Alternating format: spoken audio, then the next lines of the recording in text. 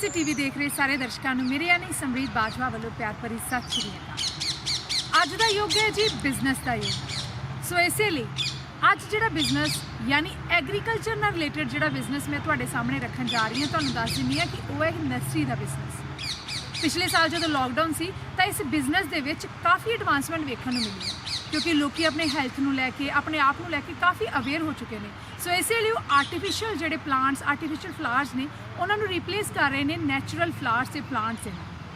सो इसलिए अज मैं पहुंची हाँ जी खालसा कॉलेज अमृतसर के एग्रीकल्चर डिपार्टमेंट वालों बनाई गई इस नर्सरी के विच। सो सब तो पहला जानते हैं जी एग्रीकल्चर डिपार्टमेंट बारे। एग्रीकल्चर डिपार्टमेंट के हैड डॉक्टर रणदीप कौर बल जी को, इस तो बाद चलते हैं जी नर्सरी के विच। सत श्री अकाल। पीजी डिपार्टमेंट ऑफ एग्रीकल्चर साढ़े इस्टैबलिश 1931 होया, जो BSc डिग्री कोर्स स्टार्ट किया गया। 1966 पोस्ट ग्रैजुएशन स्टार्ट हुई हॉर्टिकल्चर एग्रोनॉमी ते एग्रीकल्चरल इकनॉमिक्स ते agricultural farm student farm orchards nurseries develop किए गए ताकि प्रैक्टिकल ट्रेनिंग नाल बच्चों को होंदी रहे। तो जिहड़ा साडा नर्सरी है ये साडे काफ़ी पॉपूलर है, बड़ी बड़ी दूर तो लोग इत्थे लैण आते हैं। फ्लावर साडे कोल हर seasonal flower ornamental plants available है इत्थे। ये साडे प्लांट्स जिहड़े मदर प्लांट साडे कोल सारे अवेलेबल है जित्थों ये कीते गए है प्रोड्यूस किए गए। तो बाकी जिहड़े नहीं भी प्लांट्स हैगे वो सी ऑथोराइज्ड एजेंसीज ते इंस्टीट्यूशनस तो प्रोक्योर करीदा।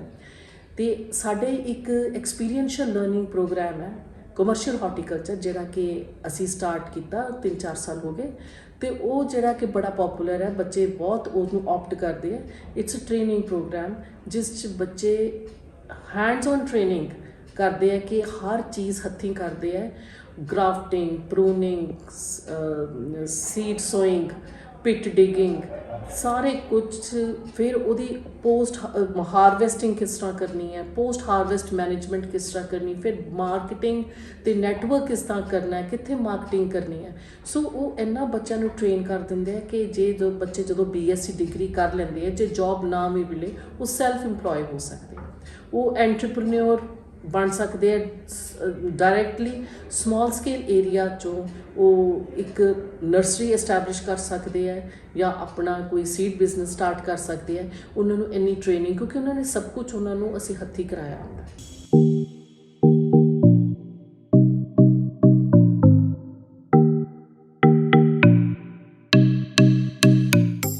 सो कित्थे नर्सरी ते की अवेलेबल है इस नर्सरी दे विच, किवें लै सकदे हो पौधे तुसीं इस नर्सरी तो। आओ जानते हैं जी डॉक्टर वीर प्रताप जी को। सत श्री अकाल जी। खालसा कॉलेज की नर्सरी बाकियां प्राइवेट नर्सरियों नालों एक डिफरेंट नर्सरी आ, क्योंकि इत्थे असीं सारे का सारा प्लांटिंग मटीरियल कटिंग तो या कटिंग लई, ग्राफ्टिंग लई या सीड सोइंग लई सारे का सारा मटीरियल असीं इत्थे प्रोड्यूस करते हैं। ਜਾਂ ਅਸੀਂ ਲੋੜ ਜੇ ਸਾਨੂੰ ਜ਼ਰੂਰਤ ਪੈਣ 'ਤੇ ਅਸੀਂ ਪੰਜਾਬ ਐਗਰੀਕਲਚਰ ਯੂਨੀਵਰਸਿਟੀ ਤੋਂ ਜਾਂ ਕਿਸੇ ਹੋਰ ऑथोराइज्ड सिलेबस तो ही इसमें इंपोर्ट किया जाता। इस करके साडी खालसा कॉलेज नर्सरी एक डिफरेंट नर्सरी है। सैकेंडली जिदा कि सू डॉक्टर महल सिंह साडे प्रिंसीपल सर की हिदायत है कि असी planting material good planting material असी प्रोवाइड करते हैं रीजनेबल रेट पर। रीजनेबल रेटा से असी नर्सरी के प्लांट्स को सेल करते हैं। जिमें कि इतने साडे कोल 60 तो 70 तक फ्लावर दी स्पीशीज़ ਅਤੇ 25 ਤੋਂ 30 तक फ्रूट ਦੀਆਂ ਸਪੀਸ਼ੀਜ਼ ਐਸ ਪਰ ਦਾ ਸੀਜ਼ਨ ਤੇ ਪੰਜਾਬ ਦੇ ਕਲਾਈਮੇਟ ਦੇ ਅਕੋਰਡਿੰਗਲੀ ਫੇਵਰੇਬਲ ਸਾਡੇ ਕੋਲ ਅਵੇਲੇਬਲ ਨੇ, ਜਿਨ੍ਹਾਂ ਨੂੰ ਅਸੀਂ ਬਹੁਤ ਹੀ ਰੀਜ਼ਨੇਬਲ ਰੇਟ ਤੇ 25 ਤੋਂ ਲੈ ਕੇ 100 ਤੱਕ ਦੇ ਪੋਲੀਥੀਨ ਬੈਗ ਦੇ ਵਿੱਚ ਤੇ ਪੌਟ ਪਲਾਂਟ ਦੇ ਵਿੱਚ ਇਹਨਾਂ ਨੂੰ ਸੇਲ ਕਰਦੇ ਹਾਂ। ਤੇ ਗੁੱਡ ਪਲਾਂਟਿੰਗ ਮਟੀਰੀਅਲ ਅਸੀਂ ਸੇਲ ਦੇ ਨਾਲ ਇੱਥੇ ਨਰਸਰੀ ਦੇ ਵਿੱਚ MSc ਸਟੂਡੈਂਟ ਦੀ ਰਿਸਰਚ ਅਤੇ BSc ਸਟੂਡੈਂਟ ਦੀ ट्रेनिंग करवाई जाती है। ट्रेनिंग के विच असीं स्टूडेंट को सोइंग तो लैके प्रोडक्शन तक, प्रोडक्शन तो हारवेस्टिंग और उस तो बाद पोस्ट हारवेस्ट मैनेजमेंट सारी ट्रेनिंग असीं स्टूडेंट्स को दिंदे हैं।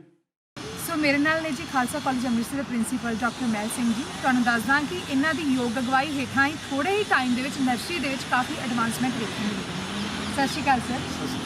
सर सब तो पहलां तो बहुत मुबारक धन्यवाद, क्योंकि बच्चों को जिथे ट्रेनिंग दी जाती है तो सैलिंग परपज़ लिए जिमें कि दसिया जा रहा है उत्थे बूटे जोड़े बेचे जाते हैं। सो इस बारे तुसीं की कहोगे?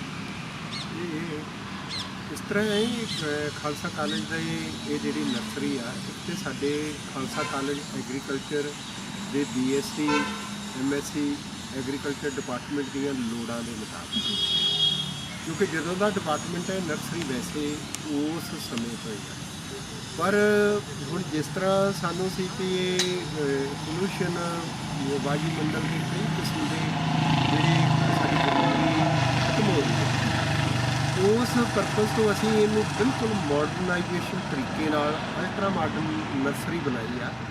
ਇੱਥੇ ਹਰ ਤਰ੍ਹਾਂ ਦੇ ਮਤਲਬ ਫਲਦਾਰ, ਫੁੱਲਦਾਰ, ਛਾਂਦਾਰ 100 ਕਿਸਮ ਦੇ ਇਹ ਸਾਰੇ ਪੌਦੇ ਸਾਡੇ, ਔਰ ਸੀਜ਼ਨਲ ਪੌਦੇ ਵੀ ਆ ਜਿਹੜੇ ਫੁੱਲਾਂ ਵਾਲੇ ਉਹ ਵੀ ਇੱਥੇ ਵੀ ਇੱਕ ਤਾਂ ਇਹ ਡਿਪਾਰਟਮੈਂਟ ਦੀਆਂ ਲੋੜਾਂ ਵੀ ਪੂਰੀਆਂ ਹੋਣ, ਦੂਸਰਾ ਹੈ ਵੀ ਜੇ ਕੋਈ ਆਪਦੇ ਘਰਾਂ ਤੇ ਕੋਠੀਆਂ ਦੀ ਸਜਾਵਟ ਲਈ ਪੌਦੇ ਲੈਣਾ ਚਾਹਵੇ ਤੇ ਉਹ ਵੀ ਅਸੀਂ ਫੈਸਿਲਿਟੀ ਅਵੇਲੇਬਲ ਕੀਤੀ ਹੋਈ ਆ, ਕਿਉਂਕਿ ਕਈ ਵਾਰੀ ਆਮ ਲੋਕਾਂ ਨੂੰ ਹੁੰਦੀ ਹੈ ਕਿ ਸਾਨੂੰ ਨੇੜੇ ਤੋਂ ਆਪਦੇ ਲਾਗੇ ਬੰਨੇ ਤੋਂ ਅੱਛੇ ਪੌਦੇ ਮਿਲਦੇ, ਤੇ ਅਸੀਂ ਉਹਦਾ ਕਰਕੇ ਇਹ ਪੂਰਾ ਨਰਸਰੀ ਦੇ ਵਿੱਚ ਸਾਰਾ ਕੁਝ ਇਹਦੀ ਪਲਾਂਟੇਸ਼ਨ, ਇਹਦੀਆਂ ਬਾਈਕ, ਇਹਦਾ ਸ਼ੈੱਡ ਵਗੈਰਾ ਸਾਰਾ ਕੁਝ ਕੀਤਾ ਹੋਇਆ ਕਿ ਹਰ ਮੌਸਮ 'ਤੇ ਸਾਡੇ ਜਿਹੜੇ ਨਰਸਰੀ ਦੇ ਪੌਦੇ ਪ੍ਰੋਟੈਕਟਡ ਨੇ, ਤੇ ਉਹਨੂੰ ਪੂਰਾ ਅਸੀਂ ਮਾਡਰਨ ਤਰੀਕੇ ਨਾਲ ਕੀਤਾ।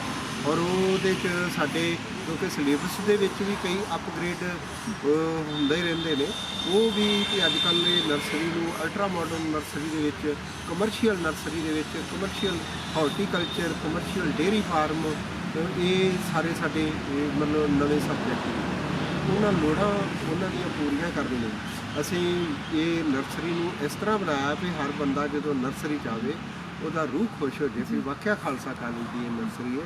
ਦੂਸਰਾ ਸਾਡੀ ਮੈਨੇਜਮੈਂਟ ਸਰਦਾਰ ਸਤਿਆਜੀਤ ਸਿੰਘ ਜੀ ਮਜੀਠੀਆ ਪ੍ਰਧਾਨ ਨੇ ਸਾਡੀ ਗਵਰਨਿੰਗ ਕੌਂਸਲ ਦੇ, ਔਰ ਸਰਦਾਰ ਵਿਜਿੰਦਰ ਮੋਹਨ ਸਿੰਘ ਜੀ ਸ਼ੀਨਾ ਆਨਰੇਰੀ ਸਕੱਤਰ, ਉਹਨਾਂ ਦੇ ਸਦਾ ਸਾਨੂੰ ਆਦੇਸ਼ ਹੁੰਦਾ ਹੈ ਵੀ ਕੋਈ ਚੀਜ਼ ਸਬ ਸਟੈਂਡਰਡ ਨਹੀਂ ਰੱਖਣੀ, ਕੁਆਲਿਟੀ ਵਾਈਜ਼ ਵਰਲਡ ਕਲਾਸ, ਹਰ ਚੀਜ਼ ਨੂੰ ਵਰਲਡ ਕਲਾਸ ਕੁਆਲਿਟੀ ਵਾਈਜ਼। ਤੇ ਖਾਲਸਾ ਕਾਲਜ 'ਚ ਇਨਫਰਾਸਟਰਕਚਰ ਜਿਹੜੀ ਚੀਜ਼ ਕਰਨੀ ਹੈ ਤੁਸੀਂ ਸਮਝੋ ਵੀ ਉਹਦਾ ਕੋਈ ਮੁਕਾਬਲਾ ਨਾ, ਉਹ ਇਸ ਤਰ੍ਹਾਂ ਇੱਕ ਆਈਡੀਅਲ ਮਾਡਲ ਵਜੋਂ ਹੋਵੇ, ਇੱਕ ਆਈਡੀਅਲ ਰੋਲ ਵਜੋਂ ਹੋਵੇ। ਇਸ ਕਰਕੇ ਉਹ ਸਾਨੂੰ ਖਰਚ ਕਰਨ 'ਤੇ ਜਾਂ ਕਿਸੇ ਤਰ੍ਹਾਂ ਦਾ ਕੋਈ ਪੈਸਾ ਲਾਉਣ 'ਤੇ ਸਾਨੂੰ ਕੋਈ ਰੋਕ ਟੋਕ ਨਹੀਂ, ਬੜੇ ਖੁੱਲ੍ਹੇ ਹੱਥ ਅਸੀਂ ਇਹ ਸਾਰਾ ਪੈਸਾ ਖਰਚ ਕਰਦੇ ਹਾਂ ਕਿ ਸਾਡੇ ਬਾਗ ਵੀ ਵਧਾ ਰਹੇ ਹਾਂ, ਨਰਸਰੀ ਵੀ ਵਧਾ ਰਹੇ ਹਾਂ, ਤੇ ਪੌਦਿਆਂ ਦੀ ਵੈਰਾਈਟੀ ਵਧਾ ਰਹੇ ਹਾਂ, ਤੇ ਇਹ ਤਾਂ ਜੋ ਮਤਲਬ ਹਰ ਜਿਹੜੇ ਬਾਹਰਲੇ ਲੋਕ ਨੇ ਉਹਨਾਂ ਨੂੰ ਮਤਲਬ ਘਰਾਂ 'ਚ, ਕੋਠੀਆਂ 'ਚ, ਆਪਦੇ ਰਸਤਿਆਂ 'ਚ ਕਿਤੇ ਵੀ ਕਿਤੇ ਪੌਦੇ ਚਾਹੀਦੇ ਨੇ,